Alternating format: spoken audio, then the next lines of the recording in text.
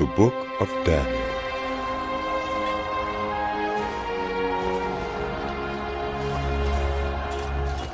In the 3rd year of the reign of Jehoiakim, king of Judah, Nebuchadnezzar, king of Babylon, came to Jerusalem and besieged it. And the Lord delivered Jehoiakim, king of Judah, into his hand, along with some of the articles from the temple of God. These he carried off to the temple of his God in Babylonia, and put in the treasure house of his God. Then the king ordered Ashpenaz, chief of his court officials, to bring into the king's service some of the Israelites from the royal family and the nobility, young men without any physical defect, handsome, showing aptitude for every kind of learning, well-informed, quick to understand, and qualified to serve in the king's palace. He was to teach them the language and literature of the Babylonians. The king assigned them a daily amount of food and wine from the king's table. They were to be trained for 3 years, and after that they were to enter the king's service. Among those who were chosen were some from Judah: Daniel, Hananiah, Mishael, and Azariah. The chief official gave them new names. To Daniel, the name Belteshazzar; to Hananiah, Shadrach; to Mishael, Meshach; and to Azariah, Abednego. But Daniel resolved not to defile himself with the royal food and wine, and he asked the chief official for permission not to defile himself this way. Now God had caused the official to show favor and compassion to Daniel, but the official told Daniel, "I am afraid of my lord the king, who has assigned your food and drink. Why should he see you looking worse than the other young men your age? The king would then have my head because of you." Daniel then said to the guard whom the chief official had appointed over Daniel, Hananiah, Mishael, and Azariah, "Please, test your servants for 10 days. Give us nothing but vegetables to eat and water to drink. Then compare our appearance with that of the young men who eat the royal food, and treat your servants in accordance with what you see." So he agreed to this and tested them for 10 days. At the end of the 10 days, they looked healthier and better nourished than any of the young men who ate the royal food. So the guard took away their choice food and the wine they were to drink, and gave them vegetables instead. To these 4 young men, God gave knowledge and understanding of all kinds of literature and learning, and Daniel could understand visions and dreams of all kinds. At the end of the time set by the king to bring them into his service, the chief official presented them to Nebuchadnezzar. The king talked with them, and he found none equal to Daniel, Hananiah, Mishael, and Azariah. So they entered the king's service. In every matter of wisdom and understanding about which the king questioned them, he found them 10 times better than all the magicians and enchanters in his whole kingdom. And Daniel remained there until the 1st year of King Cyrus. In the 2nd year of his reign, Nebuchadnezzar had dreams. His mind was troubled, and he could not sleep. So the king summoned the magicians, enchanters, sorcerers, and astrologers to tell him what he had dreamed. When they came in and stood before the king, he said to them, "I have had a dream that troubles me, and I want to know what it means." Then the astrologers answered the king, "May the king live forever. Tell your servants the dream, and we will interpret it." The king replied to the astrologers, "This is what I have firmly decided. If you do not tell me what my dream was and interpret it, I will have you cut into pieces and your houses turned into piles of rubble. But if you tell me the dream and explain it, you will receive from me gifts and rewards and great honor. So tell me the dream and interpret it for me." Once more they replied, "Let the king tell his servants the dream, and we will interpret it." Then the king answered, I am certain that you are trying to gain time, because you realize that this is what I have firmly decided. If you do not tell me the dream, there is only one penalty for you. You have conspired to tell me misleading and wicked things, hoping the situation will change. So then, tell me the dream, and I will know that you can interpret it for me. The astrologers answered the king, There is not a person on earth who can do what the king asks. No king, however great and mighty, has ever asked such a thing of any magician or enchanter or astrologer. What the king asks is too difficult. No one can reveal it to the king except the gods, and they do not live among human beings. This made the king so angry and furious that he ordered the execution of all the wise men of Babylon. So the decree was issued to put the wise men to death, and men were sent to look for Daniel and his friends to put them to death. When Arioch, the commander of the king's guard, had gone out to put to death the wise men of Babylon, Daniel spoke to him with wisdom and tact. He asked the king's officer, Why did the king issue such a harsh decree? Arioch then explained the matter to Daniel.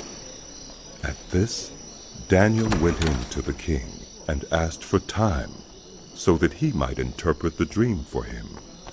Then Daniel returned to his house and explained the matter to his friends Hananiah, Mishael, and Azariah. He urged them to plead for mercy from the God of heaven concerning this mystery, so that he and his friends might not be executed with the rest of the wise men of Babylon. During the night, the mystery was revealed to Daniel in a vision. Then Daniel praised the God of heaven and said, Praise be to the name of God forever and ever. Wisdom and power are his. He changes times and seasons. He deposes kings and raises up others. He gives wisdom to the wise and knowledge to the discerning. He reveals deep and hidden things. He knows what lies in darkness, and light dwells with him. I thank and praise you, God of my ancestors. You have given me wisdom and power. You have made known to me what we asked of you. You have made known to us the dream of the king. Then Daniel went to Arioch, whom the king had appointed to execute the wise men of Babylon, and said to him, Do not execute the wise men of Babylon. Take me to the king, and I will interpret his dream for him. Arioch took Daniel to the king at once and said, I have found a man among the exiles from Judah who can tell the king what his dream means. The king asked Daniel, also called Belteshazzar, Are you able to tell me what I saw in my dream and interpret it? Daniel replied, No wise man, enchanter, magician, or diviner can explain to the king the mystery he has asked about. But there is a God in heaven who reveals mysteries. He has shown King Nebuchadnezzar what will happen in days to come. Your dream and the visions that pass through your mind as you were lying in bed are these. As your majesty was lying there, your mind turned to things to come, and the revealer of mysteries showed you what is going to happen. As for me, this mystery has been revealed to me, not because I have greater wisdom than anyone else alive, but so that your majesty may know the interpretation and that you may understand what went through your mind. Your majesty looked, and there before you stood a large statue, an enormous, dazzling statue, awesome in appearance. The head of the statue was made of pure gold, its chest and arms of silver, its belly and thighs of bronze, its legs of iron, its feet partly of iron and partly of baked clay. While you were watching, a rock was cut out, but not by human hands.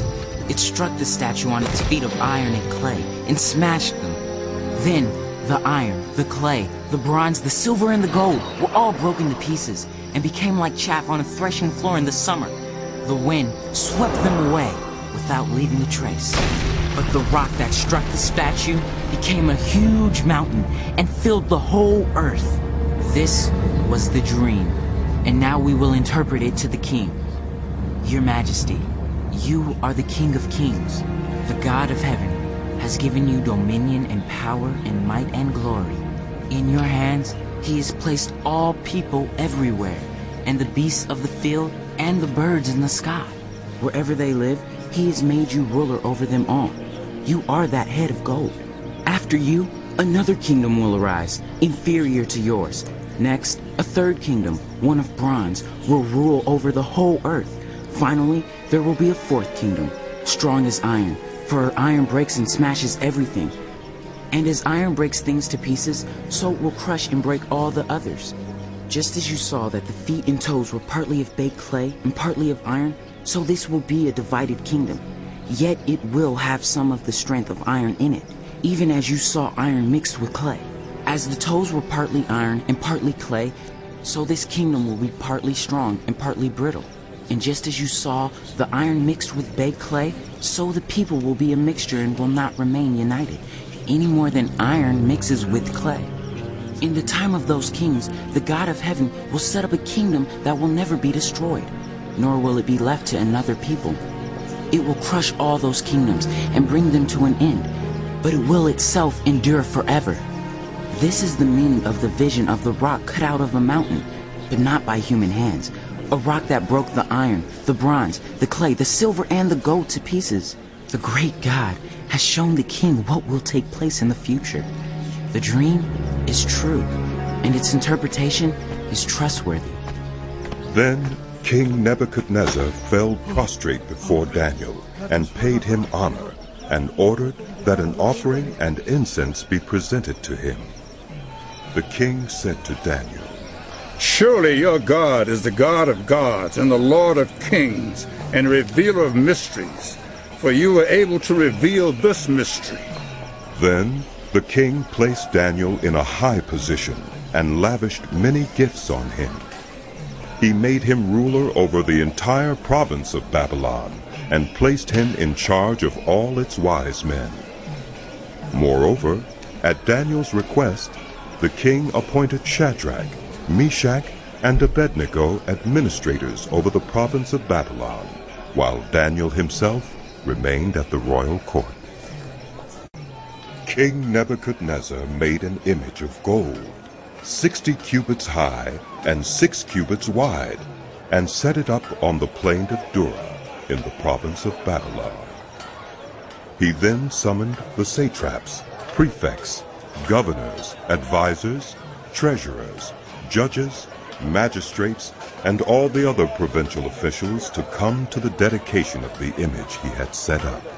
So the satraps, prefects, governors, advisors, treasurers, judges, magistrates, and all the other provincial officials assembled for the dedication of the image that King Nebuchadnezzar had set up, and they stood before it.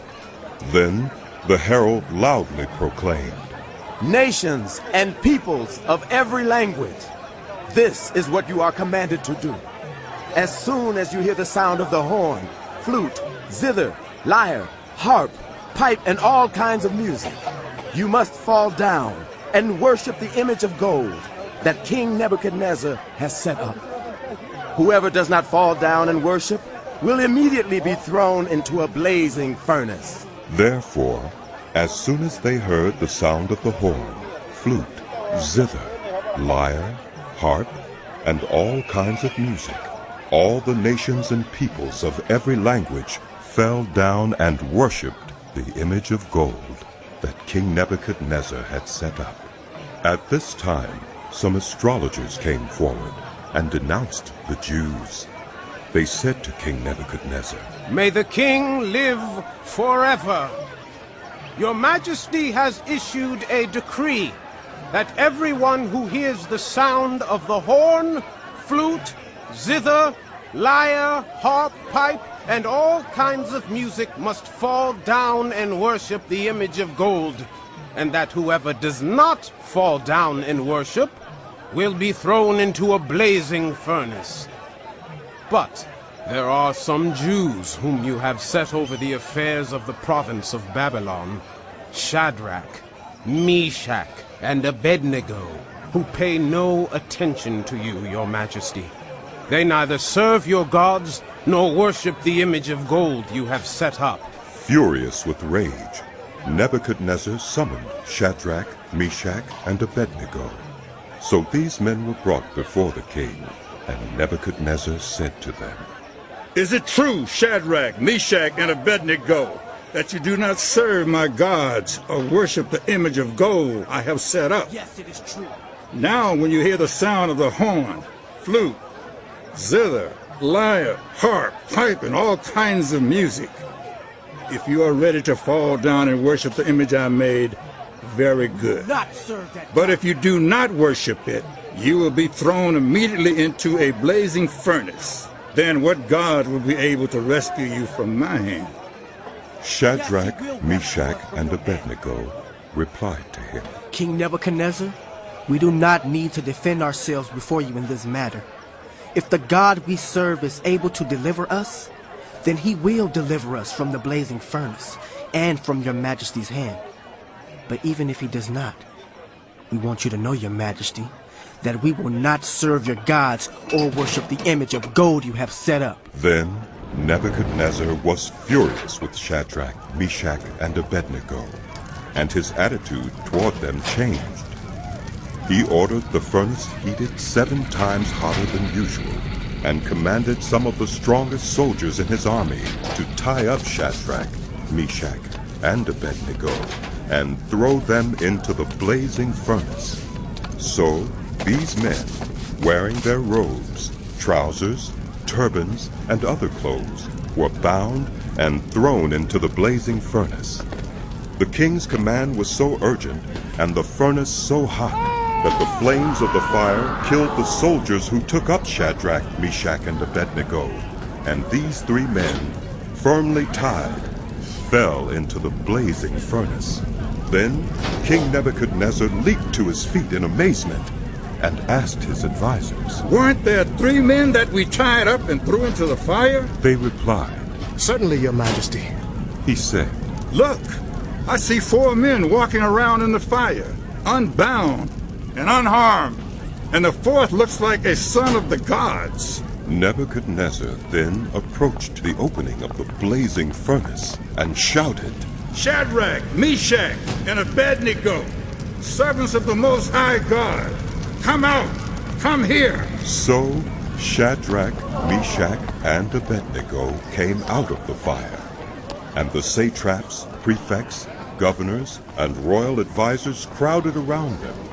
They saw that the fire had not harmed their bodies, nor was a hair of their heads singed. Their robes were not scorched, and there was no smell of fire on them.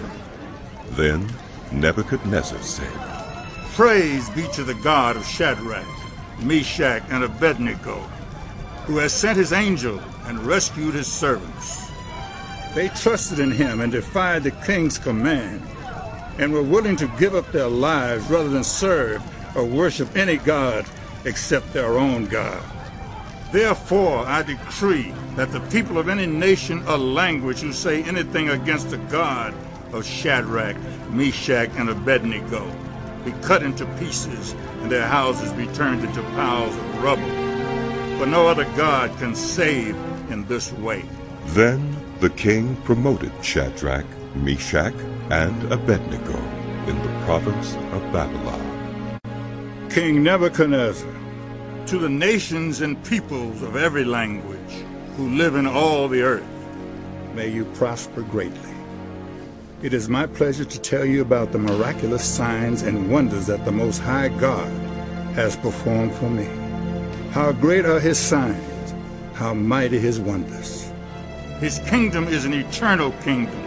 His dominion endures from generation to generation. I, Nebuchadnezzar, was at home in my palace, contented and prosperous. I had a dream that made me afraid. As I was lying in bed, the images and visions that passed through my mind terrified me. So I commanded that all the wise men of Babylon be brought before me to interpret the dream for me. When the magicians, enchanters, astrologers, and diviners came, I told them the dream, but they could not interpret it for me. Finally, Daniel came into my presence, and I told him the dream. He is called Belteshazzar, after the name of my God. and the spirit of the holy gods is in him. I said, Belteshazzar, chief of the magicians, I know that the spirit of the holy gods is in you, and no mystery is too difficult for you. Here is my dream, interpreted for me. These are the visions I saw while lying in bed. I looked, and there before me stood a tree in the middle of the land. Its height was enormous. The tree grew large and strong, and its top touched the sky. It was visible to the ends of the earth. Its leaves were beautiful, its fruit abundant, and on it was food for all. Under it the wild animals found shelter, and the birds lived in its branches. From it every creature was fed. In the visions I saw while lying in bed, I looked, and there before me was a holy one, a messenger, coming down from heaven. He called in a loud voice, "Cut down the tree and trim off its branches. Strip off its leaves and scatter its fruit. Let the animals flee from under it and the birds from its branches. But let the stump and its roots, bound with iron and bronze, remain in the ground, in the grass of the field. Let him be drenched with the dew of heaven, and let him live with the animals among the plants of the earth. Let his mind be changed from that of a human being, and let him be given the mind of an animal, till 7 times pass by for him. The decision is announced by messengers. The holy ones declare the verdict, so that the living may know that the Most High is sovereign over the kingdoms on earth, and gives them to anyone he wishes, and sets over them the lowliest of people." This is the dream that I, King Nebuchadnezzar, had. Now, Belteshazzar, tell me what it means, for none of the wise men in my kingdom can interpret it for me. But you can, because the spirit of the holy gods is in you. Then Daniel, also called Belteshazzar, was greatly perplexed for a time, and his thoughts terrified him. So the king said, Belteshazzar, do not let the dream or its meaning alarm you. Belteshazzar answered, My lord, if only the dream applied to your enemies and its meaning to your adversaries. The tree you saw, which grew large and strong, with its top touching the sky, visible to the whole earth, with beautiful leaves and abundant fruit, providing food for all, giving shelter to the wild animals, and having nesting places in its branches for the birds? Your Majesty, you are that tree. You have become great and strong. Your greatness has grown until it reaches the sky, and your dominion extends to distant parts of the earth. Your Majesty saw a holy one, a messenger, coming down from heaven and saying, Cut down the tree and destroy it, but leave the stump, bound with iron and bronze, in the grass of the field, while its roots remain in the ground. Let him be drenched with the dew of heaven. Let him live with the wild animals, until 7 times pass by for him. This is the interpretation, Your Majesty, and this is the decree the Most High has issued against my lord the king. You will be driven away from people, and will live with the wild animals. You will eat grass like the ox, and be drenched with the dew of heaven. 7 times will pass by for you, until you acknowledge that the Most High is sovereign over the kingdoms on earth, and gives them to anyone he wishes. The command to leave the stump of the tree with its roots means that your kingdom will be restored to you when you acknowledge that heaven rules. Therefore, Your Majesty, be pleased to accept my advice.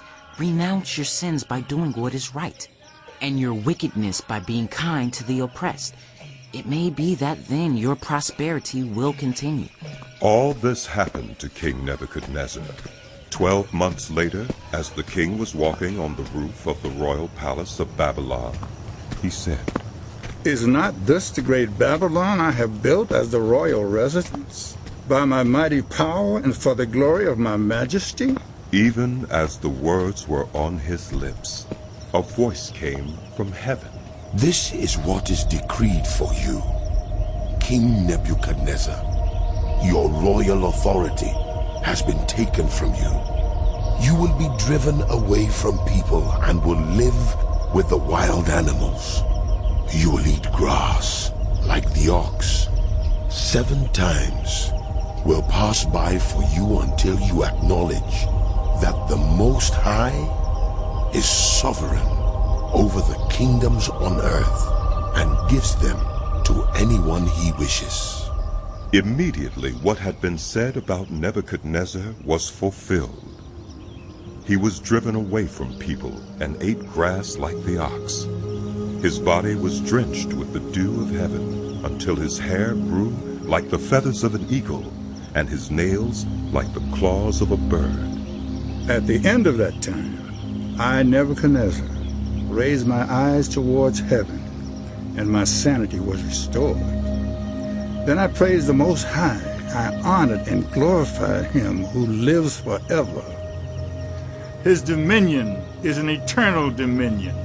His kingdom endures from generation to generation. All the peoples of the earth are regarded as nothing. He does as he pleases with the powers of heaven and the people of the earth.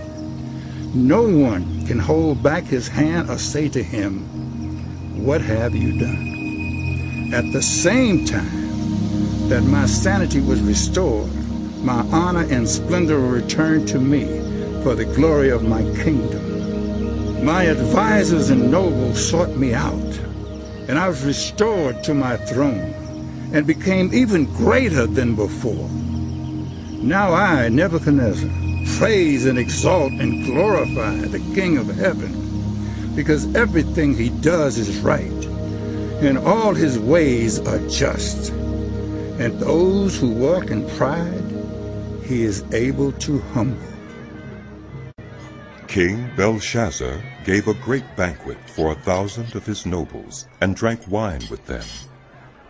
While Belshazzar was drinking his wine, he gave orders to bring in the gold and silver goblets that Nebuchadnezzar, his father, had taken from the temple in Jerusalem, so that the king and his nobles, his wives, and his concubines might drink from them. So they brought in the gold goblets that had been taken from the temple of God in Jerusalem, and the king and his nobles, his wives, and his concubines drank from them. As they drank the wine, they praised the gods of gold and silver, of bronze, iron, wood, and stone. Suddenly the fingers of a human hand appeared and wrote on the plaster of the wall, near the lampstand in the royal palace. The king watched the hand as it wrote. His face turned pale, and he was so frightened that his legs became weak and his knees were knocking. The king summoned the enchanters, astrologers, and diviners. Then he said to these wise men of Babylon, "Whoever reads this writing and tells me what it means will be clothed in purple and have a gold chain placed around his neck, and he will be made the third highest ruler in the kingdom." Then all the king's wise men came in, but they could not read the writing or tell the king what it meant. So King Belshazzar became even more terrified, and his face grew more pale. His nobles were baffled. The queen, hearing the voices of the king and his nobles, came into the banquet hall. "May the king live forever," she said. "Don't be alarmed. Don't look so pale. There is a man in your kingdom who has the spirit of the holy gods in him. In the time of your father, he was found to have insight and intelligence and wisdom like that of the gods. Your father, King Nebuchadnezzar, appointed him chief of the magicians, enchanters, astrologers, and diviners. He did this because Daniel, whom the king called Belteshazzar, was found to have a keen mind and knowledge and understanding, and also the ability to interpret dreams, explain riddles, and solve difficult problems. Call for Daniel, and he will tell you what the writing means." So Daniel was brought before the king, and the king said to him, "Are you Daniel, one of the exiles my father the king brought from Judah? I have heard that the spirit of the gods is in you, and that you have insight, intelligence, and outstanding wisdom.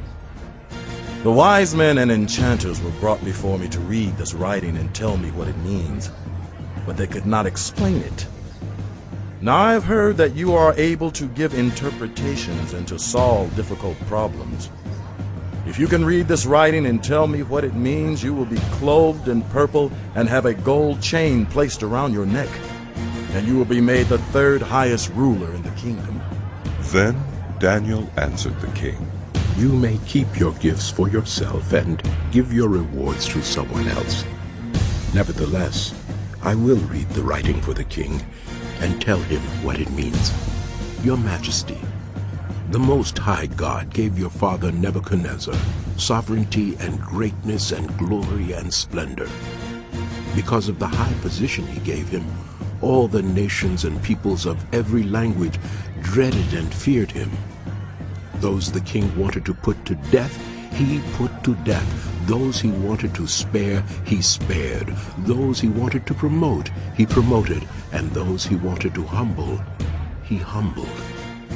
But when his heart became arrogant and hardened with pride, he was deposed from his royal throne and stripped of his glory.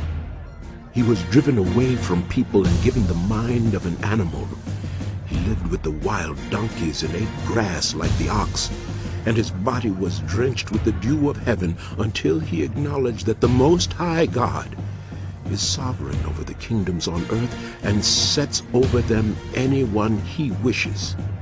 But you, Belshazzar, his son, have not humbled yourself, though you knew all this. Instead, you have set yourself up against the Lord of heaven. You had the goblets from his temple brought to you, and you and your nobles, your wives, and your concubines drank wine from them. You praised the gods of silver and gold, of bronze, iron, wood, and stone, which cannot see or hear or understand. But you did not honor the God who holds in his hand your life and all your ways. Therefore, he sent the hand that wrote the inscription. This is the inscription that was written: Mene, Mene, Tekel, Parson. This is what these words mean. Mene, God has numbered the days of your reign and brought it to an end. Tekel, you have been weighed on the scales and found wanting. Peres, your kingdom is divided and given to the Medes and Persians. Then, at Belshazzar's command, Daniel was clothed in purple. A gold chain was placed around his neck, and he was proclaimed the third highest ruler in the kingdom. That very night, Belshazzar, king of the Babylonians, was slain, and Darius the Mede took over the kingdom at the age of 62. It pleased Darius to appoint 120 satraps to rule throughout the kingdom, with 3 administrators over them, one of whom was Daniel. The satraps were made accountable to them so that the king might not suffer loss. Now Daniel so distinguished himself among the administrators and the satraps by his exceptional qualities that the king planned to set him over the whole kingdom. At this, the administrators and the satraps tried to find grounds for charges against Daniel in his conduct of government affairs, but they were unable to do so. They could find no corruption in him, because he was trustworthy and neither corrupt nor negligent. Finally, these men said, We will never find any basis for charges against this man Daniel unless it has something to do with the law of his God. So these administrators and satraps went as a group to the king and said, May King Darius live forever. The royal administrators, prefects, satraps, advisors, and governors have all agreed that the king should issue an edict and enforce the decree that anyone who prays to any god or human being during the next 30 days, except to you, your majesty, shall be thrown into the lion's den. Now, your majesty, issue the decree and put it in writing so that it cannot be altered in accordance with the law of the Medes and Persians, which cannot be repealed. So King Darius put the decree in writing. Now when Daniel learned that the decree had been published, he went home to his upstairs room, where the windows opened toward Jerusalem. 3 times a day he got down on his knees and prayed, giving thanks to his God, just as he had done before. Then these men went as a group and found Daniel praying and asking God for help. So they went to the king and spoke to him about his royal decree.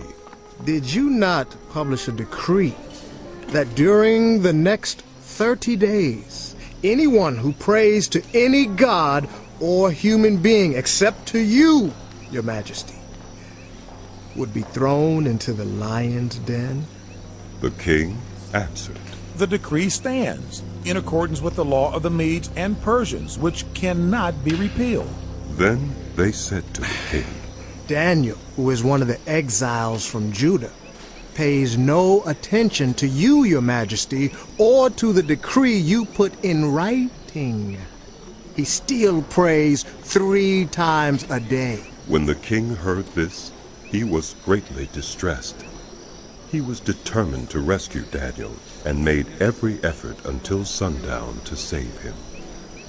Then the men went as a group to King Darius and said to him, Remember, your majesty, that according to the law of the Medes and Persians, no decree or edict that the king issues can be changed. Very well. So the king gave the order, and they brought Daniel and threw him into the lion's den. The king said to Daniel, May your God, whom you serve continually, rescue you. A stone was brought and placed over the mouth of the den, and the king sealed it with his own signet ring and with the rings of his nobles, so that Daniel's situation might not be changed. Then the king returned to his palace and spent the night without eating and without any entertainment being brought to him, and he could not sleep. At the first light of dawn, the king got up and hurried to the lion's den. When he came near the den, he called to Daniel in an anguished voice. Daniel, servant of the living God, has your God, whom you serve continually, been able to rescue you from the lions? Daniel answered, May the king live forever. My God sent his angel, and he shut the mouths of the lions. They have not hurt me, because I was found innocent in his sight. Nor have I ever done any wrong before you, your majesty. The king was overjoyed and gave orders to lift Daniel out of the den. And when Daniel was lifted from the den, no wound was found on him, because he had trusted in his God. At the king's command, the men who had falsely accused Daniel were brought in and thrown into the lion's den, along with their wives and children. And before they reached the floor of the den, the lions overpowered them and crushed all their bones. Then King Darius wrote to all the nations and peoples of every language in all the earth. May you prosper greatly. I issue a decree that in every part of my kingdom, people must fear and reverence the God of Daniel. For he is the living God, and he endures forever. His kingdom will not be destroyed. His dominion will never end. He rescues and he saves. He performs signs and wonders in the heavens and on the earth. He has rescued Daniel from the power of the lions. So Daniel prospered during the reign of Darius and the reign of Cyrus the Persian. In the first year of Belshazzar, king of Babylon, Daniel had a dream, and visions passed through his mind as he was lying in bed. He wrote down the substance of his dream. Daniel said, In my vision at night, I looked, and there before me were the 4 winds of heaven churning up the great sea. 4 great beasts, each different from the others, came up out of the sea. The first was like a lion, and it had the wings of an eagle. I I watched until its wings were torn off, and it was lifted from the ground so that it stood on 2 feet like a human being, and a human mind was given to it. And there before me was a second beast, which looked like a bear. It was raised up on one of its sides, and it had 3 ribs in its mouth between its teeth. It was told, "Get up and eat your fill of flesh." After that, I looked, and there before me was another beast, one that looked like a leopard, and on its back it had 4 wings like those of a bird. This beast had 4 heads, and it was given authority to rule. After that, in my vision at night I looked, and there before me was a 4th beast, terrifying and frightening and very powerful. It had large iron teeth. It crushed and devoured its victims and trampled underfoot whatever was left. It was different from all the former beasts, and it had 10 horns.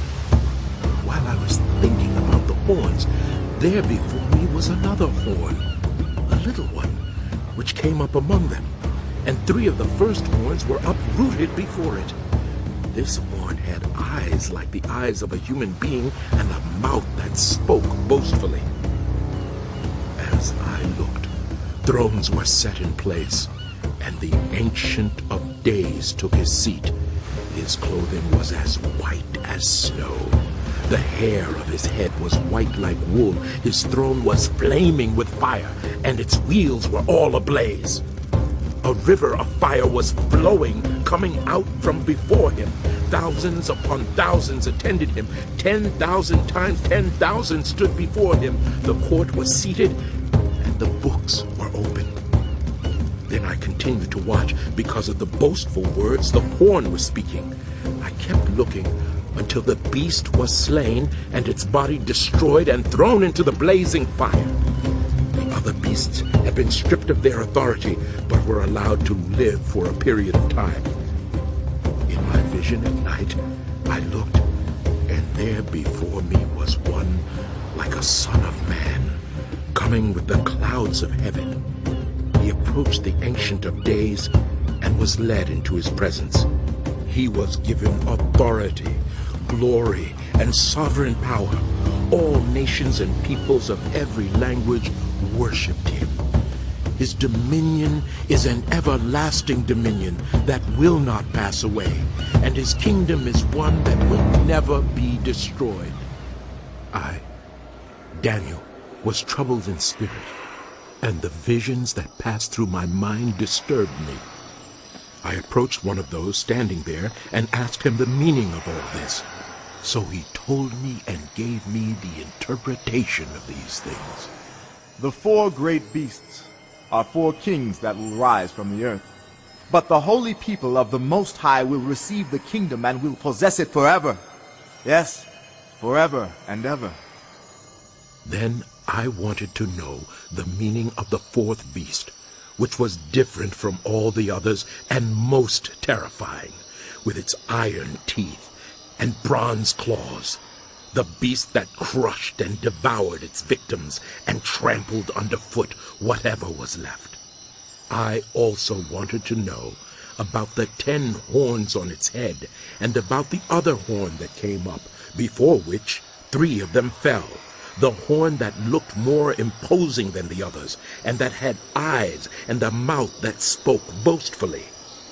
As I watched, this horn was waging war against the holy people and defeating them, until the Ancient of Days came and pronounced judgment in favor of the holy people of the Most High, and the time came when they possessed the kingdom. He gave me this explanation.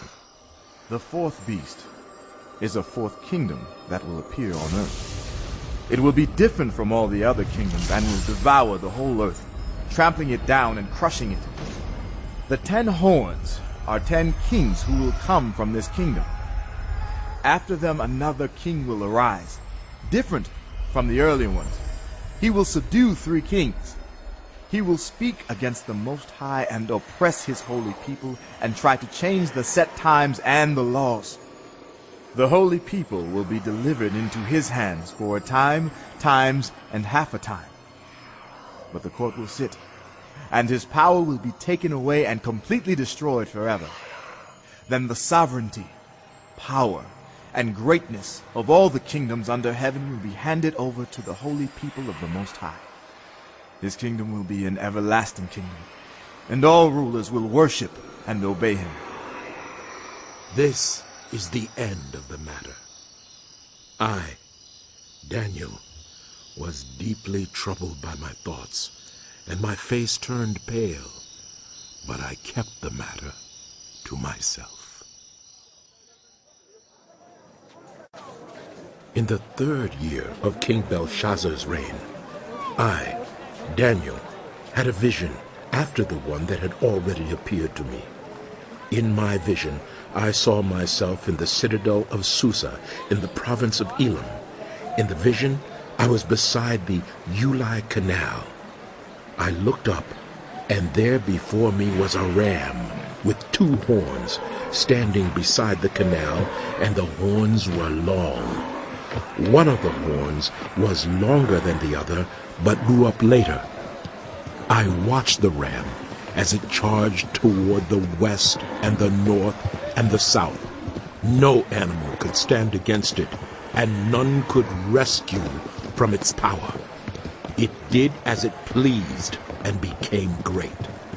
As I was thinking about this, suddenly a goat with a prominent horn between its eyes came from the west, crossing the whole earth without touching the ground. It came toward the 2-horned ram I had seen standing beside the canal and charged at it in great rage. I saw it attack the ram furiously, striking the ram and shattering its 2 horns. The ram was powerless to stand against it. The goat knocked it to the ground and trampled on it, and none could rescue the ram from its power. The goat became very great, but at the height of its power, the large horn was broken off, and in its place, 4 prominent horns grew up toward the 4 winds of heaven. Out of one of them came another horn, which started small, but grew in power to the south and to the east and toward the beautiful land. It grew until it reached the host of the heavens, and it threw some of the starry host down to the earth and trampled on them. It set itself up to be as great as the commander of the army of the Lord. It took away the daily sacrifice from the Lord, and his sanctuary was thrown down. Because of rebellion, the Lord's people and the daily sacrifice were given over to it. It prospered in everything it did, and truth was thrown to the ground. Then I heard a Holy One speaking, and another Holy One said to him, How long will it take for the vision to be fulfilled? The vision concerning the daily sacrifice, the rebellion that causes desolation, the surrender of the sanctuary, and the trampling underfoot of the Lord's people. He said to me, It will take 2,300 evenings and mornings. Then the sanctuary will be reconsecrated. While I, Daniel, was watching the vision and trying to understand it, there before me stood one who looked like a man, and I heard a man's voice from the Ulai calling, Gabriel, tell this man the meaning of the vision. As he came near the place where I was standing, I was terrified and fell prostrate. Son of man, he said to me, understand that the vision concerns the time of the end. While he was speaking to me, I was in a deep sleep with my face to the ground. Then he touched me and raised me to my feet. He said, I am going to tell you what will happen later in the time of wrath, because the vision concerns the appointed time of the end. The 2-horned ram that you saw represents the kings of Media and Persia. The shaggy goat is the king of Greece, and the large horn between his eyes is the first king. The 4 horns that replace the one that was broken off represent 4 kingdoms that will emerge from his nation, but will not have the same power. In the latter part of their reign, when rebels have become completely wicked, a fierce-looking king, a master of intrigue, will arise. He will become very strong, but not by his own power. He will cause astounding devastation and will succeed in whatever he does. He will destroy the mighty warriors, the holy people. He will cause deceit to prosper, and he will consider himself superior. When they feel secure, he will destroy many and take his stand against the Prince of Princes. Yet he will be destroyed, but not by human power. The vision of the evenings and mornings that has been given you is true, but seal up the vision, for it concerns the distant future. I, Daniel, was worn out. I lay exhausted for several days.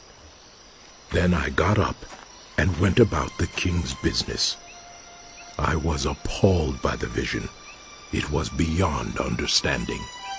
In the first year of Darius, son of Xerxes, a Mede by descent, who was made ruler over the Babylonian kingdom. In the first year of his reign, I, Daniel, understood from the scriptures, according to the word of the Lord given to Jeremiah the prophet, that the desolation of Jerusalem would last 70 years.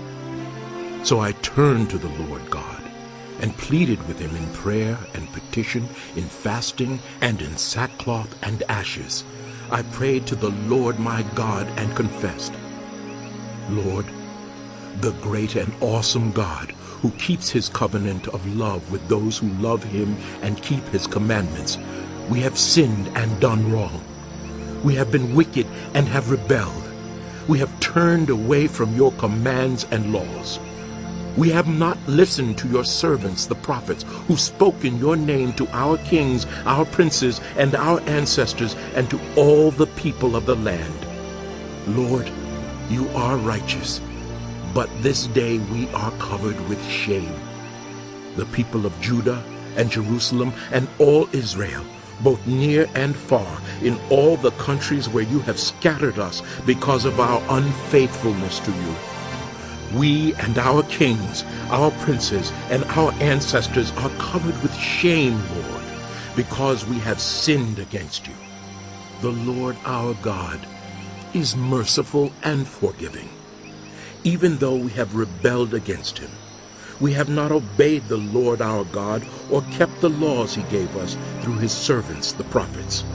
All Israel has transgressed your law and turned away, refusing to obey you. Therefore, the curses and sworn judgments written in the law of Moses, the servant of God, have been poured out on us because we have sinned against you. You have fulfilled the word spoken against us and against our rulers by bringing on us great disaster. Under the whole heaven, nothing has ever been done like what has been done to Jerusalem. Just as it is written in the law of Moses, all this disaster has come on us, yet we have not sought the favor of the Lord our God by turning from our sins and giving attention to your truth. The Lord did not hesitate to bring the disaster on us, for the Lord our God is righteous in everything he does. Yet we have not obeyed him. Now, Lord our God, who brought your people out of Egypt with a mighty hand, and who made for yourself a name that endures to this day, we have sinned. We have done wrong. Lord, in keeping with all your righteous acts, turn away your anger and your wrath from Jerusalem, your city, your holy hill. Our sins and the iniquities of our ancestors have made Jerusalem and your people an object of scorn to all those around us. Now, our God, hear the prayers and petitions of your servant. For your sake, Lord, look with favor on your desolate sanctuary. Give ear, our God, and hear. Open your eyes and see the desolation of the city that bears your name. We do not make requests of you because we are righteous, but because of your great mercy. Lord, listen. Lord, forgive. Lord, hear and act. For your sake, my God, do not delay, because your city and your people bear your name. While I was speaking and praying, confessing my sin and the sin of my people Israel, and making my request to the Lord my God for his holy hill, while I was still in prayer, Gabriel, the man I had seen in the earlier vision, came to me in swift flight about the time of the evening sacrifice. He instructed me and said to me, Daniel, I have now come to give you insight and understanding. As soon as you began to pray, a word went out, which I have come to tell you, for you are highly esteemed. Therefore, consider the word and understand the vision. 70 sevens are decreed for your people in your holy city to finish transgression, to put an end to sin, to atone for wickedness, to bring in everlasting righteousness, to seal up vision and prophecy, and to anoint the most holy place. Know and understand this. From the time the word goes out to restore and rebuild Jerusalem until the Anointed One, the ruler, comes, there will be 7 sevens and 62 sevens. It will be rebuilt with streets and a trench, but in times of trouble. After the 62 sevens, the Anointed One will be put to death and will have nothing. The people of the ruler who will come will destroy the city and the sanctuary. The end will come like a flood. War will continue until the end, and desolations have been decreed. He will confirm a covenant with many for 1 7. In the middle of the 7, he will put an end to sacrifice and offering. And at the temple, he will set up an abomination that causes desolation until the end that is decreed is poured out on him. In the 3rd year of Cyrus, king of Persia, a revelation was given to Daniel, who was called Belteshazzar. Its message was true, and it concerned a great war. The understanding of the message came to him in a vision. At that time, I, Daniel, mourned for 3 weeks. I ate no choice food. No meat or wine touched my lips, and I used no lotions at all until the 3 weeks were over. On the 24th day of the 1st month, as I was standing on the bank of the great river, the Tigris, I looked up, and there before me was a man dressed in linen, with a belt of fine gold from Uphaz around his waist. His body was like topaz, his face like lightning, his eyes like flaming torches, his arms and legs like the gleam of burnished bronze, and his voice like the sound of a multitude. I, Daniel, was the only one who saw the vision. Those who were with me did not see it, but such terror overwhelmed them that they fled and hid themselves. So I was left alone, gazing at this great vision. I had no strength left.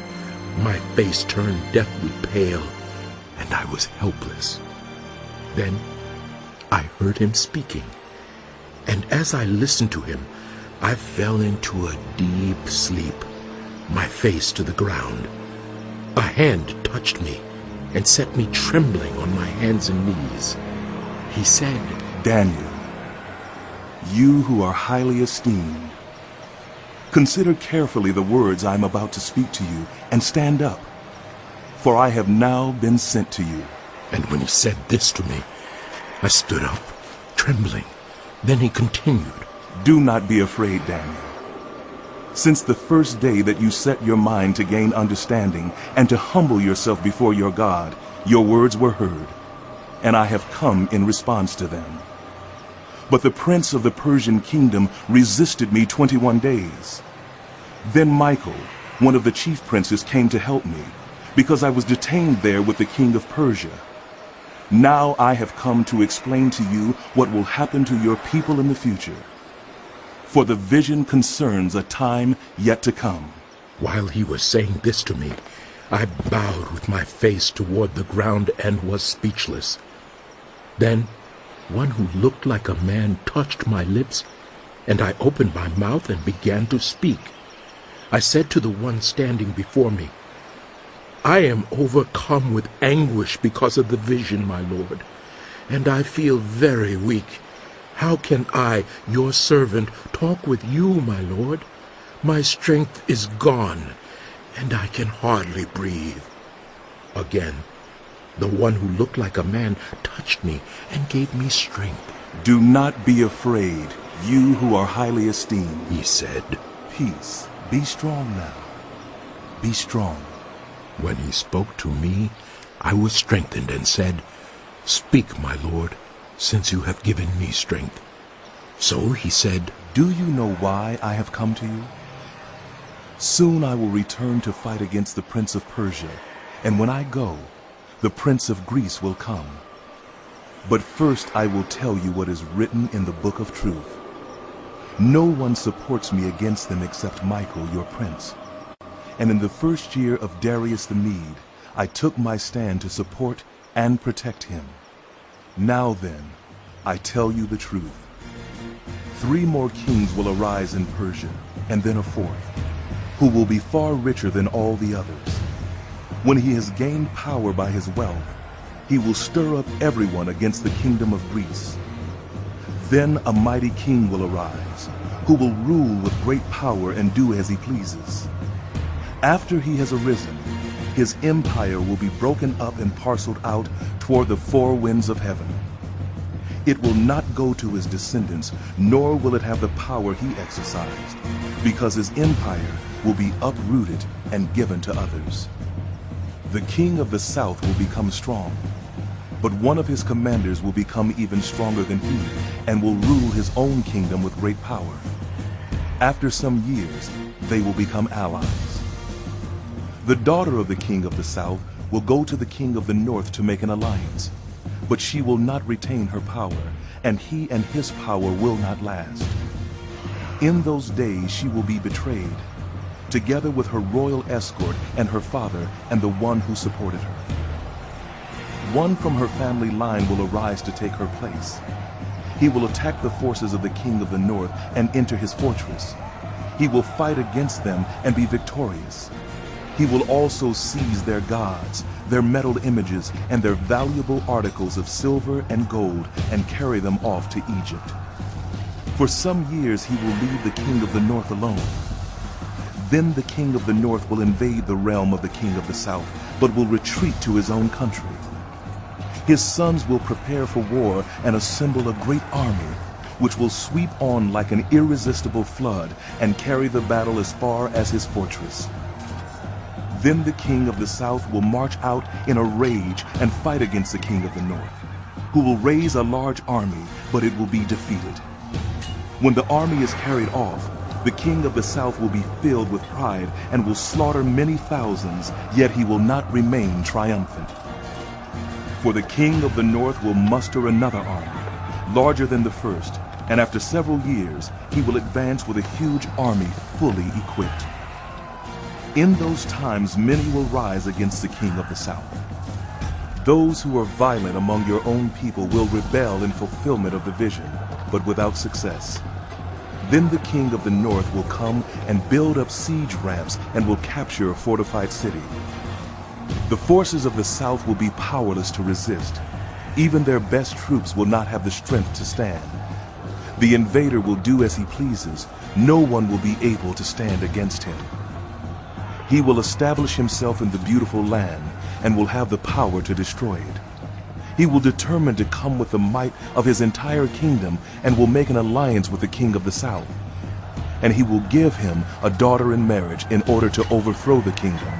But his plans will not succeed or help him. Then he will turn his attention to the coastlands and will take many of them. But a commander will put an end to his insolence and will turn his insolence back on him. After this, He will turn back toward the fortresses of his own country, but will stumble and fall to be seen no more.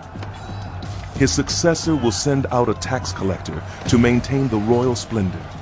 In a few years, however, he will be destroyed, yet not in anger or in battle.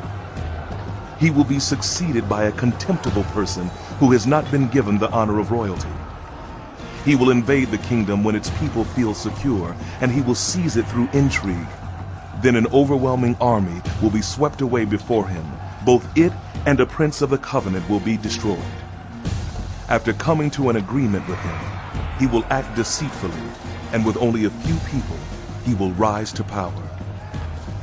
When the richest provinces feel secure, he will invade them and will achieve what neither his fathers nor his forefathers did. He will distribute plunder, loot, and wealth among his followers. He will plot the overthrow of fortresses, but only for a time. With a large army, he will stir up his strength and courage against the king of the south. The king of the south will wage war with a large and very powerful army, but he will not be able to stand because of the plots devised against him. Those who eat from the king's provisions will try to destroy him. His army will be swept away, and many will fall in battle. The two kings, with their hearts bent on evil, will sit at the same table and lie to each other, but to no avail, because an end will still come at the appointed time. The king of the north will return to his own country with great wealth, but his heart will be set against the Holy Covenant.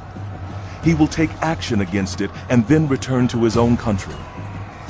At the appointed time, he will invade the south again, but this time, the outcome will be different from what it was before. Ships of the western coastlands will oppose him, and he will lose heart. Then he will turn back and vent his fury against the Holy Covenant. He will return and show favor to those who forsake the Holy Covenant. His armed forces will rise up to desecrate the temple fortress and will abolish the daily sacrifice. Then they will set up the abomination that causes desolation. With flattery, he will corrupt those who have violated the covenant. But the people who know their God will firmly resist him. Those who are wise will instruct many, though for a time they will fall by the sword, or be burned, or captured, or plundered. When they fall, they will receive a little help, and many who are not sincere will join them. Some of the wise will stumble, so that they may be refined, purified, and made spotless until the time of the end. For it will still come at the appointed time. The king will do as he pleases. He will exalt and magnify himself above every god, and will say unheard of things against the God of gods. He will be successful until the time of wrath is completed, for what has been determined must take place. He will show no regard for the gods of his ancestors, or for the one desired by women, nor will he regard any god, but will exalt himself above them all. Instead of them, he will honor a god of fortresses.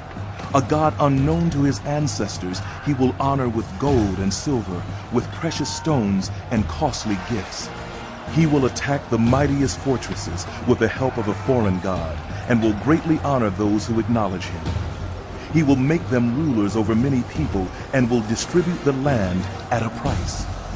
At the time of the end, the king of the south will engage him in battle, and the king of the north will storm out against him with chariots and cavalry and a great fleet of ships. He will invade many countries and sweep through them like a flood. He will also invade the beautiful land. Many countries will fall, but Edom, Moab, and the leaders of Ammon will be delivered from his hand. He will extend his power over many countries. Egypt will not escape. He will gain control of the treasures of gold and silver and all the riches of Egypt, with the Libyans and Cushites in submission. But reports from the east and the north will alarm him, and he will set out in a great rage to destroy and annihilate many. He will pitch his royal tents between the seas at the beautiful holy mountain. Yet he will come to his end, and no one will help him. At that time Michael, the great prince who protects your people, will arise. there will be a time of distress, such as has not happened from the beginning of nations until then. But at that time your people, everyone whose name is found written in the book, will be delivered. Multitudes who sleep in the dust of the earth will awake, some to everlasting life, others to shame and everlasting contempt. Those who are wise will shine like the brightness of the heavens, and those who lead many to righteousness like the stars forever and ever. But you, Daniel, close up and seal the words of the scroll until the time of the end. Many will go here and there to increase knowledge. Then I, Daniel, looked, and there before me stood two others, one on this bank of the river, and one on the opposite bank.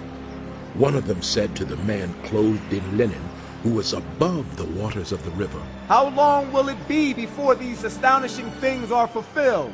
The man clothed in linen, who was above the waters of the river, lifted his right hand and his left hand toward heaven, and I heard him swear by him who lives forever, saying, "It will be for a time, times and half a time. When the power of the holy people has been finally broken, all these things will be completed." I heard, but I did not understand. So I asked, "My Lord, what will the outcome of all this be?" He replied, "Go your way, Daniel, because the words are closed up and sealed until the time of the end. Many will be purified, made spotless and refined, but the wicked will continue to be wicked. None of the wicked will understand, but those who are wise will understand. From the time that the daily sacrifice is abolished, and the abomination that causes desolation is set up, there will be 1,290 days. Blessed is the one who waits for and reaches the end of the 1,335 days. As for you, go your way till the end. You will rest, and then at the end of the days you will rise to receive your allotted inheritance."